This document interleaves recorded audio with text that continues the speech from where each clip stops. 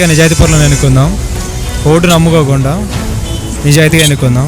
Money తీసుకొని ఓటేయడము ఇది దాదాపు చాలా తప్పు. మనీ తీసుకొని ఓటేయడం అని అంటే అమ్ముడుపోవడం. మనకి ఎవరైతే విద్య, వైద్యం, ఉపాధి ఈ 3 కల్పిస్తామని చెప్తారో వాళ్ళకి మాత్రమే ఓటేసి చాలా బాగుంటుందని నేను చెప్తాను.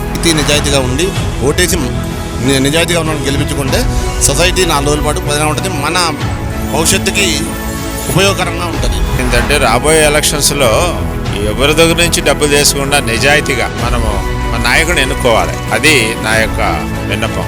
మనం డబ్బు ఎవరిని తీసుకోకుండా వేరే వాళ్ళకి ఎంకరేజ్మెంట్ చేయకుండా మన సొంతగా మనకు నచ్చిన వాదన పర్సన్స్ని మనం చూజ్ చేసుకోవాలి. లేదు అనుకుంటే నోటా వేయండి. జై భారత్. జనాలు కూడా ఎలా చేయారనంటే ఎవరు ఏమీ చేయరు. ఇప్పుడు వచ్చి 1000 ఇచ్చాడా, నాకు కోటర్ ఇచ్చాడా, మంది ఇచ్చాడా, ఎవడిచ్చాడా వానికే ఓటేస్తాను. డబ్బులు ఇవ్వలేదు, నేను నిజాయితీగా చేస్తా అంటే వాని నమ్మరు. ఆలోచించి ఓటు వేయాలి, మంచి వాళ్ళని ఎన్నుకోవాలి. డబ్బులకు దయచేసి అమ్ముడుపోవద్దు.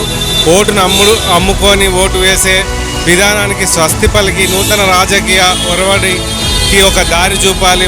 చదువుకున్న వాళ్ళు ఉన్నారు, వాళ్ళు చదువుకునేది ఏదైనా సంస్కారం ఉపయోగపడితే డబ్బులు తీసుకోకుండా నిజాయితీగా ఓటు వేయాలని నా ఎలక్షన్స్లలో ఎవరు కానీ డబ్బులు తీసుకొని మాత్రం ఓటు వేయకండి. ఫ్యూచర్ మీ చేతుల్లోనే ఉంటుంది. మీరు ఎవరైతే మంచి చేస్తారనుకుంటారో వారికే ఓటు వేయండి.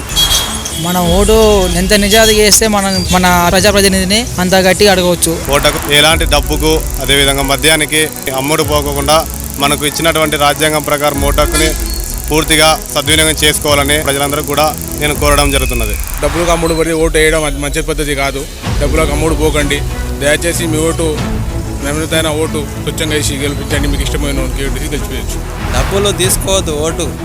ఓటు ఎప్పుడైనా కానీ అమ్ముకోవద్దు. నిజమైన నాయకుడిని ఎన్నుకోవాలి. మన తల్లిదండ్రులను కూడా చెప్పి డబ్బులు తీసుకోకుండా ఓట్లు వేపియాలి. అమ్ముడిపోయే మనస్తత్వం ఉన్నవాడు తన యొక్క వ్యక్తిత్వాన్ని అమ్ముకుంటున్నట్లే. ఓటును కాదు అమ్ముకునేది ఇక్కడ, తన వ్యక్తిత్వాన్ని అమ్ముకుంటున్నాడు.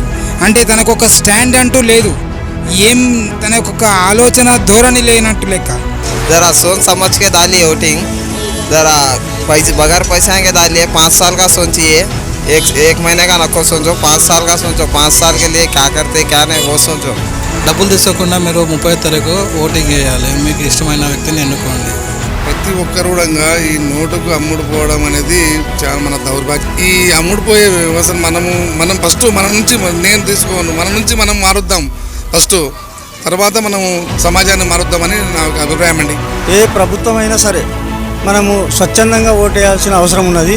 ఎందుకంటే ఇప్పుడు డబ్బులు తీసుకున్నాం అనుకో, మనము గెలిపించినటువంటి క్యాండిడేట్ దగ్గరికి పోయినప్పుడు ఆయన మనకు చులకన చూస్తాడు. మంచి నాయకుని ఎన్నుకోవాలనుకున్నాము. మంచి నాయకుని ఎన్నుకోవాలని డబ్బులు తీసుకోకుండా ఓటు వేయాలి.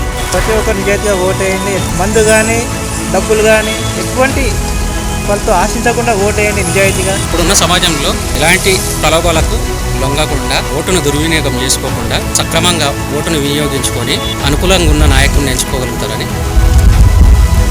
మనకంటూ మనం ఏంటి అని నిరూపించుకునే ఒకే ఒక్క అవకాశం ఈ ఓటు హక్కు మాత్రమే కల్పిస్తుంది. ఇలాంటి ఓటు హక్కుని చాలా నీతితో నిజాయితీతో వాడుకుంటే అది మనందరికీ మంచిది.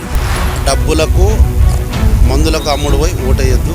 నిజాయితీగా ఓటరు తన ఓటు హక్కు వినియోగించుకోవాలి. ఎటువంటి ప్రలోభాలకు లొంగకుండా. ఇట్లా డబ్బు పెట్టి కొనే నాయకులని నమ్మొద్దు. ఎవరు డబ్బులు తీసుకోకుండా ఓటేయాలి, నిజాయితీగా ఓటేయాలి. అభివృద్ధి చెందనికే కార్యక్రమాలు ఉండే వ్యక్తిని చూసి ఎన్నుకోవాలి. కానీ 5,000కో 2,000కో ఓటు నమ్ముకుంటే ప్రజాస్వామ్యంలో అభివృద్ధి అనేది జరగదు. మనం అడిగే హక్కును కోల్పోతాం. ఎన్నికల్లో మనం అందరం ఎలాంటి ప్రలోభాలకు లొంగకుండా ఈ ప్రజాస్వామ్యంలో కల్పించినటువంటి ఓటు హక్కును నిజాయితీగా ఎలాంటి డబ్బులు తీసుకోకుండా మీకు నచ్చిన వ్యక్తిని ఓటు వేసి మద్దతు తెలపాలని కోరుతున్నాను. और हराम है वो पैसा जो ना लेके जो और वोट डालते उनके दबेल में आ जाते. हम किसी के दबेल में नहीं रहना चाहते. हमारे जो ना काम चाहिए हमारे को.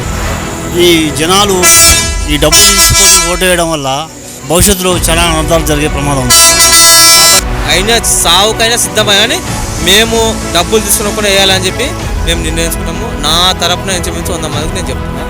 ఎంతమంది రాజకీయ నాయకులు అయితే ఈరోజు పోటీ చేస్తున్నారో వాటిలో సమర్థవంతమైనటువంటి నాయకులు కనుక మీకు కనిపించకపోతే మీరు నోటాన్ని ఎంచుకోవచ్చు. ఓటు మాత్రం అమ్ముకోవడానికి ట్రై చేయకండి. మీ విలువైన అమూల్యమైన ఓటుని మీకు నచ్చిన వారికి వేయండి. బట్ భవిష్యత్తుకు ఉపయోగపడే విధంగా మీ ఓటును వినియోగించుకోండి.